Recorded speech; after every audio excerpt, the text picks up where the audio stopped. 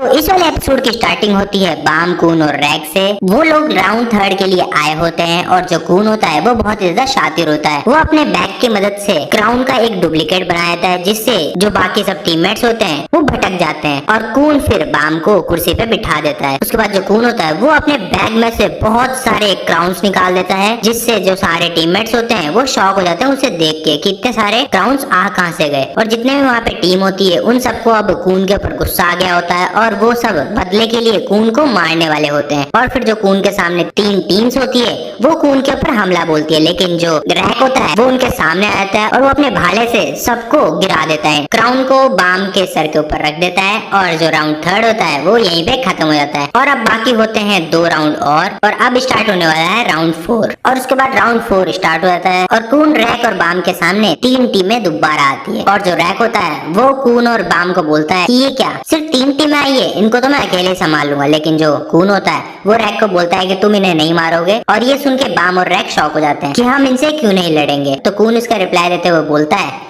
कि हमें राउंड 4 के अंदर अपनी शक्तियों का इस्तेमाल नहीं करना है, हमें राउंड 5 का इंतजार करना है, क्योंकि राउंड 5 के अंदर बहुत ही तगड़े वाले फाइटर आएंगे। तो उसके लिए हमें अभी से प्लान बनाना पड़ेगा। और बाम और रैक को ये समझ नहीं आ रहा होता है कि हम राउंड 4 जीतेंगे कैसे। और उनके सामने जो टीम्स आई होती है वो आपस में डिस्कस कर रहे होते हैं कि हम अलग अलग ना खेल के हम साथ में मिलके बाम के जो सर पे क्राउन है उसको लेते हैं, हम आपस में लड़के डिसाइड कर लेंगे कि कौन जीतने वाला है। तो सामने वाली टीम ये सब प्लान बना रही होती है।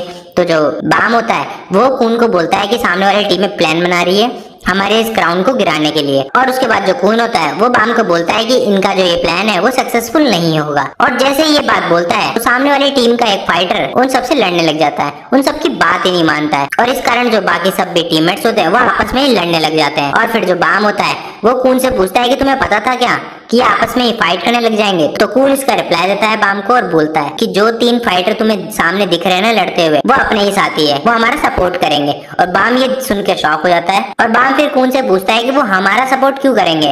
तो कून इसका रिप्लाई देता है और बोलता है कि तुम्हें याद है कि राउंड फर्स्ट के अंदर 400 में से 200 जनों को करना था और जो ये सामने तुम्हें 3 फाइटर दिख रहे हैं ना वो उनमें से ही एक है। ये राउंड फर्स्ट के अंदर घायल हो गए थे, लेकिन इनके साथ मैंने फ्रेंडशिप करके और फिर इन तीनों को मैंने अपने बैग के अंदर रख लिया था। और बोलता है कि वैसे तो मैं इस राउंड के अंदर इन तीनों को अपने बैग में से बाहर नहीं निकालना चाहता था, लेकिन अभी जरूरत पड़ गई मेरे को, इसलिए मुझे इनको निकालना पड़ा बाहर। और जो वो 3 फाइटर होते हैं वो कून, बाम और रैक के साथ ही होते हैं और वो 3 मिलके बाकी जो टीम होती है उन सबको हरा देते हैं और खुद एलिमिनेट हो जाते हैं उस राउंड से। और जिस वजह से जो राउंड 4 होता है वो वापस से बाम, कून और रैक जीत जाते हैं। और उसके बाद राउंड 5 स्टार्ट हो जाता है और वापस से 3 टीमें बाम, रैक और कून के सामने आती है। और उन 3 टीमों में से एक टीम वो होती है जिसके अंदर रिचल होती है और जो बाम होता है वो रिचल को ही देख रहा होता है। उसके बाद जो कून होता है वो बाम से बोलता है कि क्या हुआ, तुम्हारा ध्यान कहाँ है। उसके बाद जो कून होता है वो उस टीम को देखता है जिस टीम के अंदर रिचल होती है और वो मन में सोचता है कि ये कौन सी टीम है,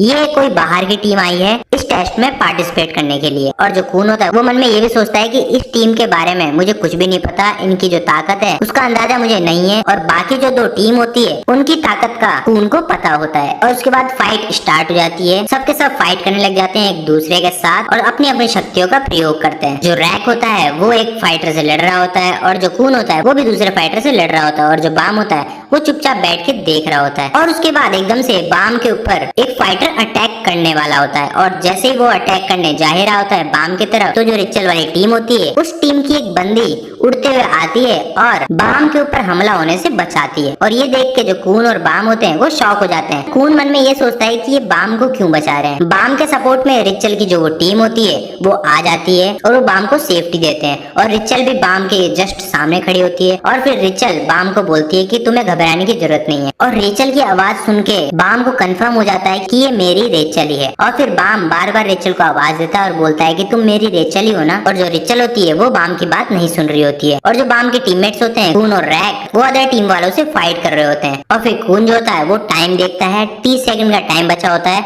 तो वो मन में ये सोचता है कि अब तो हम ये वाला राउंड जीतने ही वाले हैं। उसके बाद जो बाम होता है वो रिचल से बोलता है कि तुम मुझे बताओ कि तुम ही रिचल हो ना। लेकिन रिचल कुछ भी रिप्लाई नहीं दे रही होती है बाम को। तो बाम मन में ये सोचता है कि अगर ये सच में रिचल है तो मेरा इस टेस्ट को पास करना कोई मतलब का नहीं है। और बाम मन में ये बात सोच ही रहा होता है जब तक जो एक मास्क वाला फाइटर होता है वो उड़ के बाम के ऊपर हमला करने के लिए आ जाता है। तभी उसके सामने जो रिचल होती है वो आ जाती है और रिचल उस मास्क वाले फाइटर से लड़ने लग जाती है और लड़ते लड़ते जो मास्क वाला फाइटर होता है उसके हथियार से रिचल के नाक के ऊपर लग जाती है, जिससे उसके खून निकलने जाता है। तभी जो बाम होता है वो अपनी जो कुर्सी है उसके ऊपर से उड़ जाता है और चिल्लाते हुए रिचल के पास चला जाता है। और जैसे ही फिर वो मास्क वाला फाइटर रिचल के ऊपर हमला करने वाला होता है, बाम रिचल के ऊपर आ जाता है, जिससे बाम के सर पे चोट लग जाती है और बाम का जो क्राउन होता है वो भी गिर गया होता है। और फिर बाम जो होता है वो खून को बोलता है कि मुझे माफ कर देना कि मैंने अपने सर के ऊपर से क्राउन को गिरा दिया। और बाम की जो टीम होती है वो अब डिस्क्वालीफाई हो गई होती है, लेकिन जो मास्क वाला फाइटर होता है वो अब बाम के ऊपर हमला करने वाला होता है। लेकिन जैसे ही वो हमला करने जा रहा होता है, बाम के चारों तरफ एक आग निकलने लग जाती है और उस आग से वहाँ आसपास पूरा तहलका मच जाता है और सबके सब ये वाला जादू देख के शॉक हो जाते हैं। और जो खून होता है वो मन में ये सोचता है कि क्या ये शिंशु जादू है, लेकिन किसी को भी ये समझ में नहीं आ रहा होता है कि ये कौन सा जादू है। और जो टेस्ट एडमिनिस्ट्रेटर होता है उसको भी ये बात पता चल गई होती है और जो मास्क वाला फाइटर होता है उसके हाथ में से भी हथियार अब चला गया होता है और उसके मुंह में से भी खून निकल जाता है। और बाम जो होता है वो अब घायल हो गया होता है क्योंकि उसके सर के ऊपर चोट लग गई होती है, तो वो हॉस्पिटल में एडमिट हो जाता है। उसके बाद कहानी स्विच हो जाती है और कहानी स्विच क्या आती है टेस्ट एडमिनिस्ट्रेटर के पास। वो अपने सीनियर से बात कर रहा होता है कि जो ये टेस्ट है उसके अंदर तो कोई जीता ही नहीं, हमारा जो ये क्राउन वाला गेम था वो फेल हो चुका है और हमारे टेस्ट के अंदर जितने मेंबर्स थे वो बहुत ही ज्यादा थक चुके थे, इसलिए मैंने उनको 3 दिन का ब्रेक दे दिया है। और जो सीनियर होता है वो टेस्ट एडमिनिस्ट्रेटर को बोलता है कि आपको कोई ऐसा कंटेस्टेंट लगता है जो कि बहुत ही ज्यादा ताकतवर हो और वो हमारे इस टावर को नुकसान पहुंचा सकता हो। तो जो टेस्ट एडमिनिस्ट्रेटर होता है वो इसका रिप्लाई देता है और बोलता है कि मुझे तो कोई ऐसा नहीं लगता कि जो हमारे टावर को नुकसान पहुंचा सकता हो अपनी शक्तियों से। और उसके बाद ये वाली कन्वर्सेशन यहीं पे खत्म हो जाती है। उसके बाद कहानी स्विच हो जाती है और जो बाम होता है वो हॉस्पिटल के अंदर होता है, उसके पास बैठा होता है खून। और खून जो होता है वो बाम को बोल रहा होता है कि कल से हमारा जो नेक्स्ट टेस्ट है वो स्टार्ट हो जाएगा, तो तुम्हें कल तक उठना ही पड़ेगा। और बाम जो होता है वो इतना जख्मी होता है कि वो उठ नहीं पा रहा होता है, तो खून बाम को इसलिए बोल रहा होता है क्योंकि अगर वो कल तक नहीं उठ पाएगा तो वो इस टेस्ट से डिस्क्वालीफाई हो जाएंगे। उसके बाद दरवाजे की आवाज आती है तो खून जो होता है वो बाहर जाता है, तो बाहर खड़ी होती है रिचल और फिर रिचल जो होती है वो खून को बोलती है कि मुझे तुमसे बात करनी है। और ये वाला